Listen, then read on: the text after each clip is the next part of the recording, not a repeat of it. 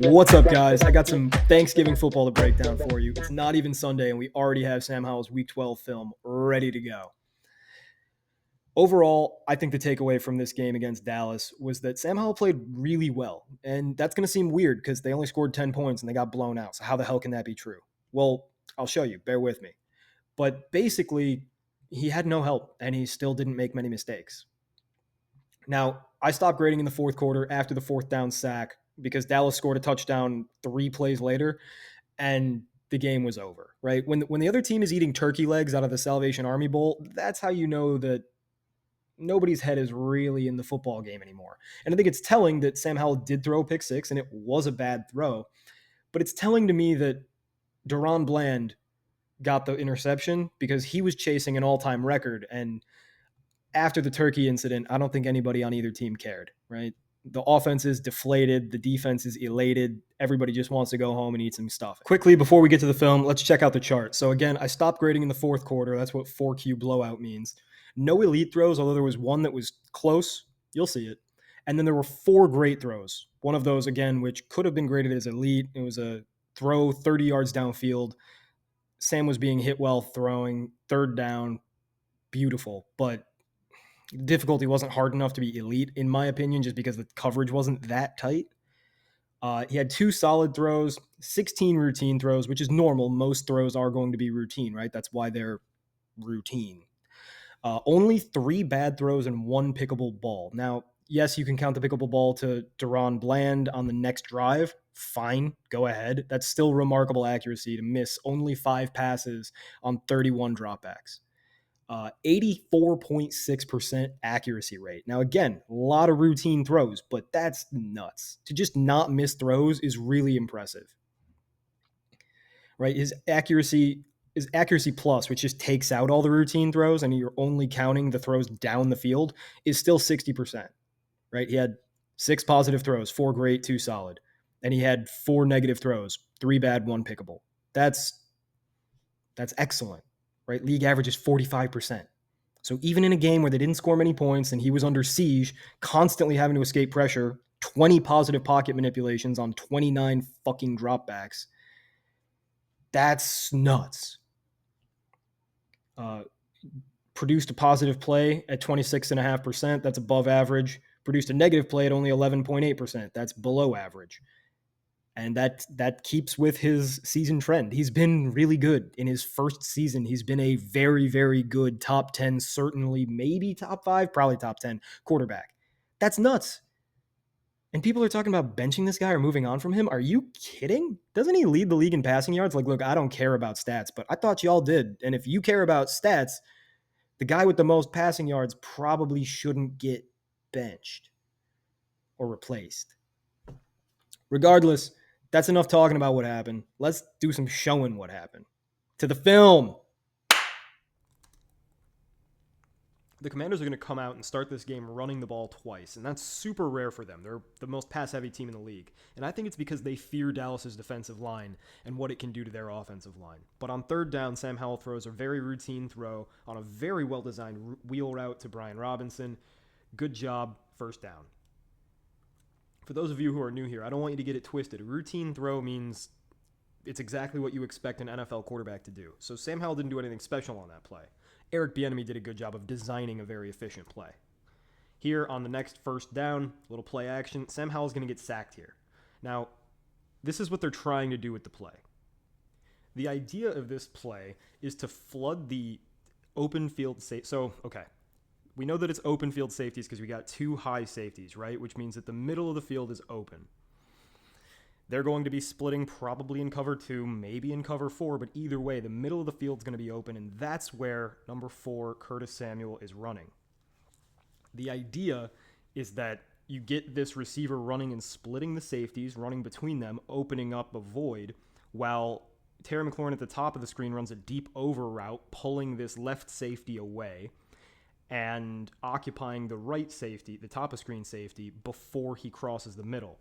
Additionally, you're going to have Jahan Dotson running a deep opposite field corner to pull this top safety even further towards the boundary later in the play. So the idea is that this safety is going to be running this way with Dotson, and this safety is going to be running this way with McLaurin, right? And that opens up all this room in the middle.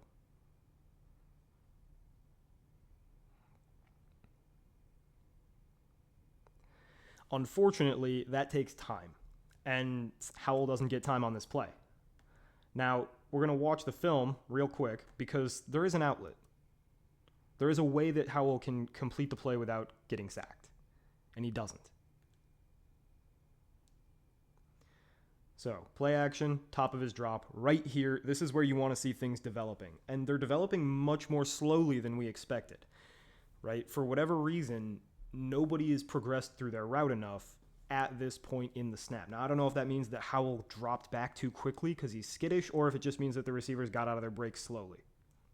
You are on the road in Dallas on Thanksgiving, after all. I'm assuming there are problems with the snap. Right here, Howell's got two dudes in his face. Unfortunately, they got everything they ever wanted. He's wide open. Throw that ball at the 15, 10-yard line, and it's a touchdown. Unfortunately, Howell doesn't get enough time to do that, but he does get lured in by the openness of his primary read, and rather than checking the ball down right here to his tight end, who is wide open, Howell gets stuck looking at the deep man. And sacked, of course. It's frustrating because if they could just hold up a little bit, Howell could hit a big throw here to take the momentum from the very start of the game. However, he's not so lucky. I'm going to call this a bad sack because Howell could have hit the check down to the tight end. And I'm being critical of Howell because everybody says Sam Howell's pocket presence is an issue. He's not good enough in the pocket. Here, I think he's perfectly fine in the pocket. I think right here he realizes I'm not going to be able to throw this ball without getting crushed. And if I throw the ball while getting crushed, it's going to get tipped, and that's how you throw bad interceptions. I'll call it a bad sack, but I don't think it should necessarily be. I think reasonable minds could differ on that one.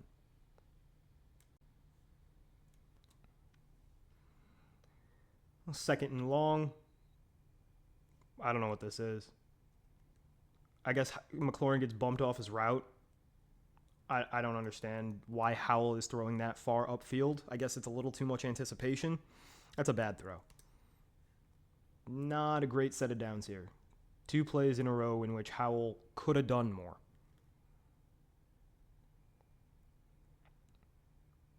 Just a bad throw. And on 3rd and forever, just a little dump off screen. 4th and 9 means we punt from enemy territory. Personally, I go for it because I know that I'm a 12-point underdog, but it's Ron Rivera. Little motion. Howell gets out of the pocket. Great job. This is excellent pocket manipulation. All right, so it's going to be a little bit of a mesh. You got a drag coming across the middle. Right, boom. There's the mesh in the middle, McLaurin and the tight end. The idea is that you get the ball to McLaurin right here. Howell doesn't feel comfortable throwing over the middle with a pocket collapsing on him, right? It's a good thing he didn't because that's how you get a ball tipped and picked by a linebacker. He breaks out of the pocket, looking downfield. Now, ideally, he's got 2 open dudes on streaks, but Terry McLaurin is Terry McLaurin, and you just want a first down. So really good job of making the accurate, high-velocity throw, 10 yards downfield, first down, solid throw plus pocket movement. This is a well-designed play. Routine throw, well-designed play. Eric Bieniemy he's impressed me this year. I thought Eric Bieniemy would be all right. I didn't think he'd be this pass-happy. I didn't think that he would be this able to adapt to a terrible offensive line. Here, Howell on the play action, little speed out. We're going to call it a routine throw, but if this was any other quarterback that I wasn't accused of being biased towards, we'd call it solid, high velocity, 10 yards downfield, accurate, perfect placement. Again, we'll call it routine. If this was, let's say, Deshaun Watson, who I'm considered critical of, that'd be considered solid. All right, this play we are going to call solid because the only reason this works is Sam Howell's legs. It's a boot. Nobody's getting open on this scissor concept downfield at the top of the screen. Howell makes number 4 open, makes Curtis Samuel open because he uses his legs to get outside. Solid throw, on the run, plus pocket movement. I love to see it. Here we're going to have a routine throw, but Brian Robinson's going to do what he does best and drop a ball in the pass game. Please, Antonio Gibson, save us from this hell. I don't think that Brian Robinson's a terrible player, but when you run the most pass-happy offense in the NFL, it's really not a great fit when your running back isn't a great receiving back. He's good with the ball in his hands, but he's not great at catching. Here, Sam Howell is blown up on a quick hitter. This is ridiculous. Plus pocket movement. Good job to just get the ball away, and frankly, McLaurin could have caught that. Let's see from the tight copy so you can see just how accurate this ball was. Like, immediate pressure up the middle. Absolutely nothing Howell can do. It doesn't matter if he's 6'6". It doesn't matter if he runs a 4.4 40. Nobody can handle a defensive tackle right up the middle off the snap. And frankly, that ball, if McLaurin has his arm out instead of at his side, should have been caught. This is a plus pocket movement with a routine throw. All right, it's 10-0 now, and the Commanders need one. So this is crunch time. It's put up or shut up.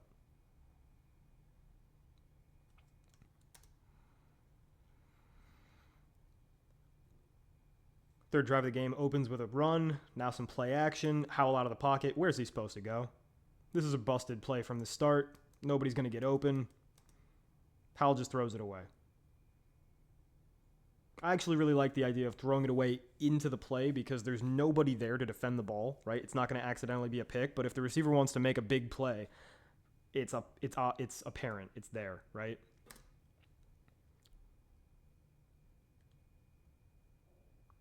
So now we got third down, top of his drop. Pressured already again, defensive tackle right up the middle. It's just nuts. I think that's actually DeMarcus Lawrence, but he's playing from the inside, and Howell makes a ridiculous throw. This is a ridiculous throw.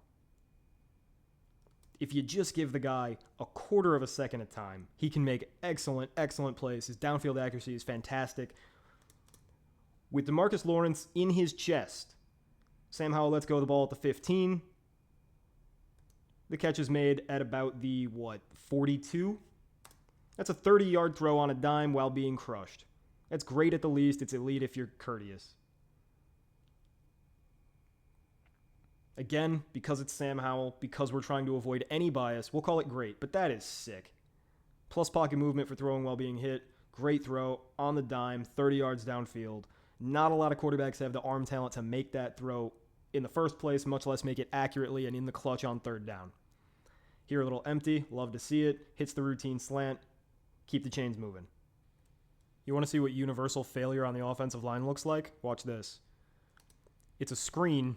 And not only is Sam Howell about to be sacked on a fucking screen, but the running back gets blown up as soon as he catches the ball in the backfield too. Utter domination. Offensive line does not deserve its paycheck. Look at this interior.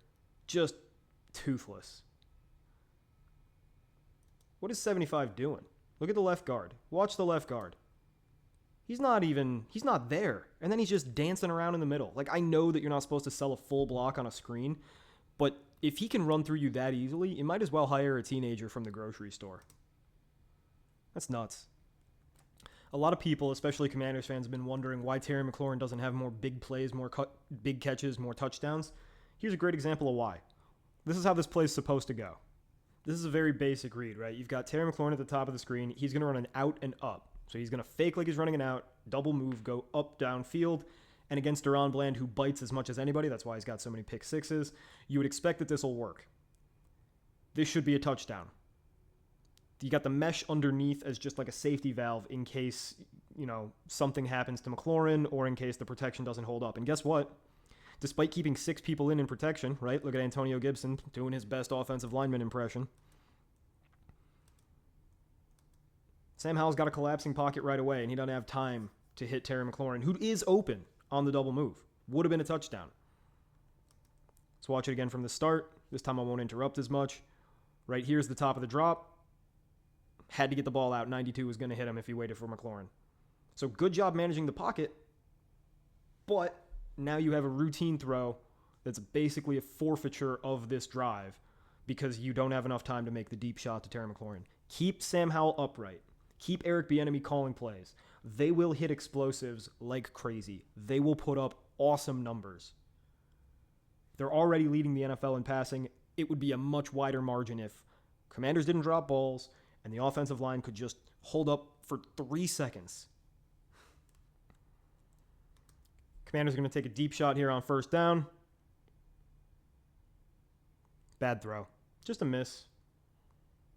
You had him. You had time for once. You got to hit that.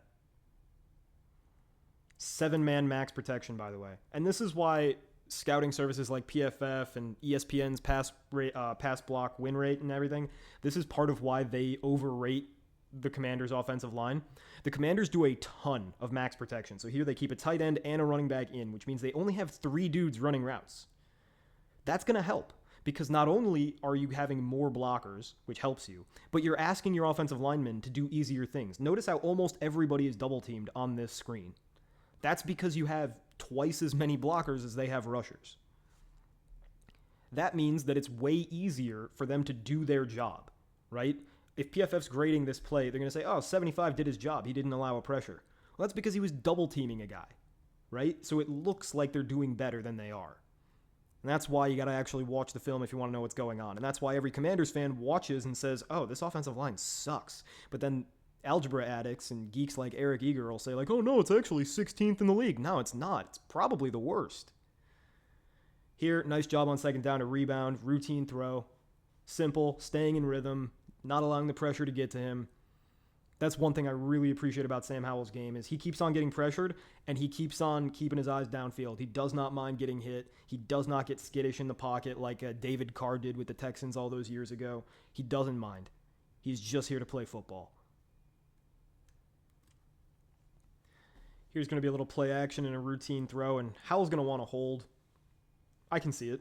That's definitely a hold. There's the penalty. All right, we don't count the play. Screen means routine. So at first blush, this play is going to look bad, right? There's clearly a hold on 82 Logan Thomas. Howell steps up and just misses, right? Kind of an ill-advised throw. Why are you throwing across your body like that? Well, it's because there was an offsides. So he knew he had a free play. This is actually really savvy by the first-year starter. So he knows he's got a free play, and he's thinking, F it, I'm going deep. My best option to go deep is probably my boy from college, De'Ami Brown, who I don't really like, but Howell does.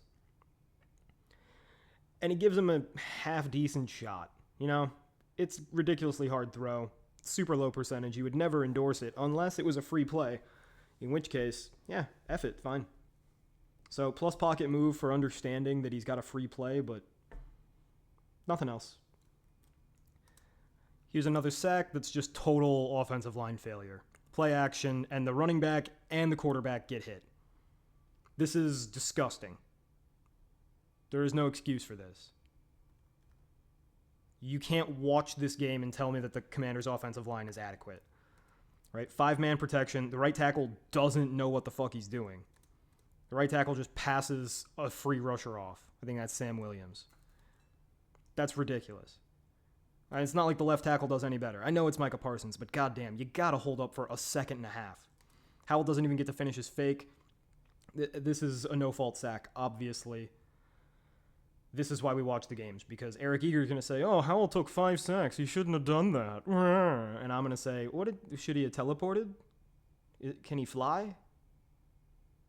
I don't even think flying would have been enough. This is going to be a real solid pass to McLaurin, and it's going to look kind of scary at first. It's almost going to look like he misses Dotson, but it's perfect to McLaurin. Excellent velocity, excellent placement, solid throw. Good job, Sam Howell. I've actually been really disappointed in the Commanders' wide receivers this year because I expected more from them.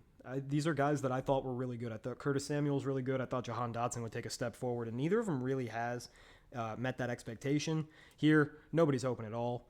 I don't know if Samuel is supposed to stop his route like that or if he just improvised it because he thought he was in avoiding coverage. Either way, that's a terrible route. He's not open at all. This is a very difficult throw. There's nowhere for him to go. Really, the best option is just to check it down. right? Hit McLaurin on that little drag route. Samuel's not open. Bad throw.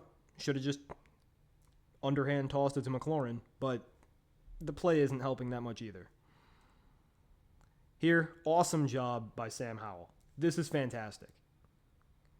All right, here's the top of his drop. Nobody's open. Nobody's out of their break. Again, we're having a lot of problems with this Commanders team and their receivers not being out of their breaks at the top of drops, which is unfortunate when you've got a terrible offensive line. Notice again, we got 6 offensive linemen on the field, right? Extra blocking, which means we only got 4 receivers.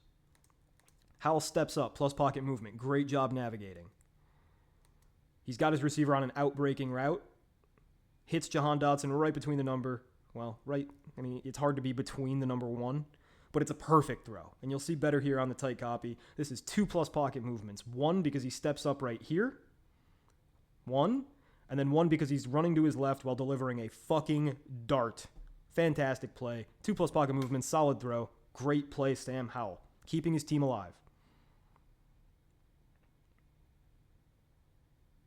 Routine throw, very nice. You can get down to the 1 yard line, gorgeous. You have a shot. You have a shot in hell. That's all you need. Now, I know that play looked super cool, but from the tight copy, look how open it is, right? It's 10 yards away, so it's 5 yards downfield, and it's wide open. That's the cool thing about RPOs and quick slants, and Howell's really, really good at them, but they are not that hard.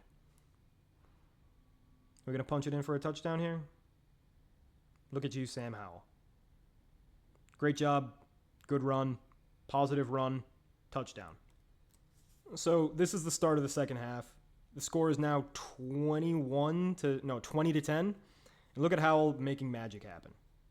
Like, yes, the throw needs to be better, right? But breaks 1 tackle, running to his left, throwing without setting his feet because otherwise he'll be hit. So 2 plus pocket movements. And yes, the ball needs to get further downfield. Line of scrimmage is the 25, and this ball is at what amounts to this ball should be at what amounts to the 60. It's a 35-yard throw from 1 foot. You'd hope that he could make it, but it's tough. It's a bad throw. It's still a decent play because look at the pocket manipulation. We'll watch it again from Howell's point of view. There's the top of his drop, and already pocket is completely collapsed. Excellent job to step up. Excellent job to throw while running left. Doesn't get his body into it. That's why it doesn't go 35 yards. Unfortunate, but still good football. The guy's running for it. He's literally under siege every play. Anytime you give him time, he does something like that. Solid throw, really good job, excellent velocity.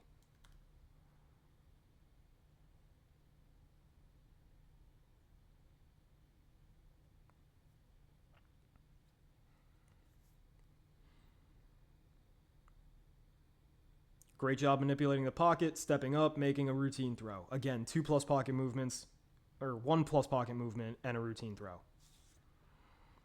You don't get a pocket movement for rolling to your right. You do get one for rolling to your left. So here, he steps up and through. Great job. Throws while being hit. You could argue it's 2 plus pocket movements. The guy has no offensive line. But we're going to be conservative because we want to make sure that we're extra harsh on Howell because we want to make sure that nobody could ever accuse us of bias, although we know they certainly will anyway. All right, I misspoke earlier. This is going to be the beginning of the second half, and Howell gets a plus movement for not being sacked, and then a plus run because look at this run. Great job. And he even avoids a hit by getting to the sideline. So good job on Sam Howell. Right? The reason I give him a plus pocket movement is because he's in the pocket when he gets hit, and that's when he decides, F it, I'm running. So right here, he gets hit by his own right guard. And, a statuesque quarterback like a Joe Flacco probably goes down there. But good job on Sam Howell to keep his balance and make a nice run. Yeah, that's a positive run. It's just as good as if he would have thrown the ball 10 yards.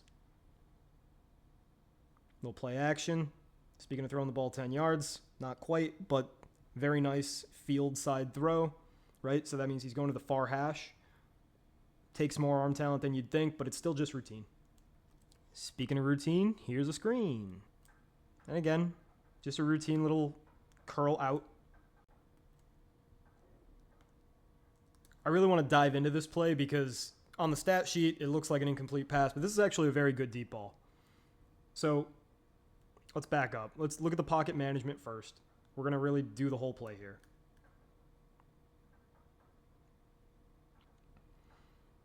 Top of his drop. Pocket is relatively clean. This is his first read. And when he lets go of the ball, look at the anticipation. He's saying, Terry McLaurin, I trust you. Go get some yards. McLaurin and Gilmore are tied at the 30-yard line. So Howell is saying, I bet from the 30 to the end zone, McLaurin wins the race. Nice throw. That's a good throw. Puts it at the 5-yard line. Now watch on the tight copy and you'll see exactly how accurate this was. Because this is a great throw. It's not elite. It's not perfect. It could have been slightly better. But this is a great throw. You'll see McLaurin is open. He's got a step ahead. And you'll see that the ball actually lands in his hands. But McLaurin's trying to catch with his chest. He's trying to wait for that ball to fall into his breadbasket instead of putting his hands up and high pointing the ball above his head. This gives Stephon Gilmore a chance because if you're catching with your titties, Stephon Gilmore knows where your titties are. He knows where the ball's going to land. So if you try to make a breadbasket catch with your titties, Gilmore knows he just has to get his hand on your titties. And that's what he does. And that's how he breaks up the ball without ever seeing it. Right? Additionally, there's another problem, and that's that Terry McLaurin's tracking on this play was just awful. And I did a little Twitter thread about this, so I won't kill you with it. But notice right here. Okay. McLaurin has a couple steps on Gilmore. What he should do is throttle down so he's going just at the right speed so that when the ball is at his eye level, he is also meeting the ball, right? You want to meet the ball where it is rather than getting there and waiting for it. Because if you meet the ball where it is, you can kind of box out the defensive back like in basketball. You can keep him on your back, and if he's on your back, he can't get what's in your hands. McLaurin doesn't do that. He runs full speed. In fact, he runs right past the ball. And because he runs past the ball, he has to kind of stop and come back. So it's not a perfect throw. A perfect throw is at like the 3-yard line, and McLaurin has another step. He can catch the ball with his hands outstretched and walk into the end zone. But it's a very good throw because it's 40 yards downfield, and it's in his hands. McLaurin just doesn't do a good job of winning the ball.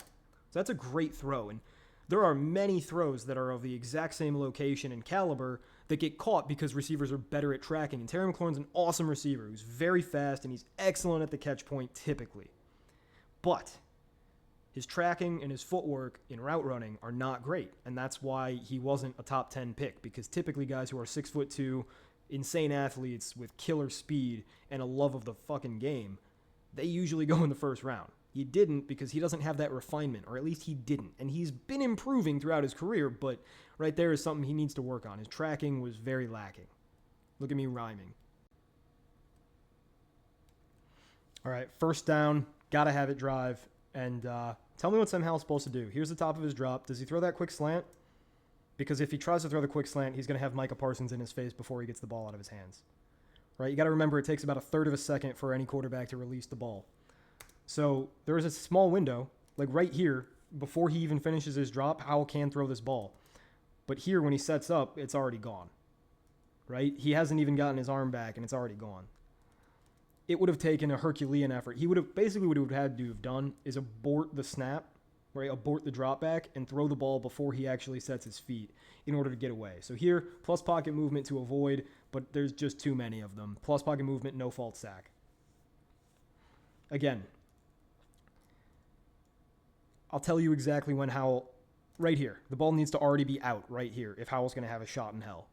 And you can see his eyes. Look, he can tell that Micah Parsons is going to be in his lap any second, right? That was one frame. He had one frame, so he had a 1/12 of a second to get the ball out. That's not realistic. A 1/12 of a second is not long enough to release the ball. Aaron Rodgers has probably the quickest release of all time that I've seen, and he threw the ball at his fastest at 0.25. So that's half as much time. He had half as much time as Aaron Rodgers in his prime would have needed to throw the ball. No fault sack, plus pocket movement. Somebody get this man an offensive lineman. Just fucking one. Jesus. Nice routine throw. Good design. Take what the defense gives you. Love it. We got some empties, so we know it's going to be fun. They give him on a little boot. Great job on third down to convert. Routine throw, plus pocket movement because he's running left. You know what? Honestly, it's a boot, so don't even give him the plus pocket movement. It's just a routine throw, but I like the design. Move the pocket so that you don't have to worry about Howell getting crushed. They should do more of that. Screen routine. It's actually more of a flat, but who cares? This one's going to hurt. Howell's got Curtis Samuel, and he just misses. That's a bad throw. It's a really bad throw. And not only is it a bad throw, but it's super unclutch because it was third down. Watch from the tight copy. He absolutely has this, and he's got to hit it. Sam Howell doesn't have many misses in this game. I think I only counted like 3, but that's one of them. Sam Howell gets lucky here. I said he only had a few misses. This one's a pickable. Watch the tight copy. He's lucky this didn't go the other way for 6.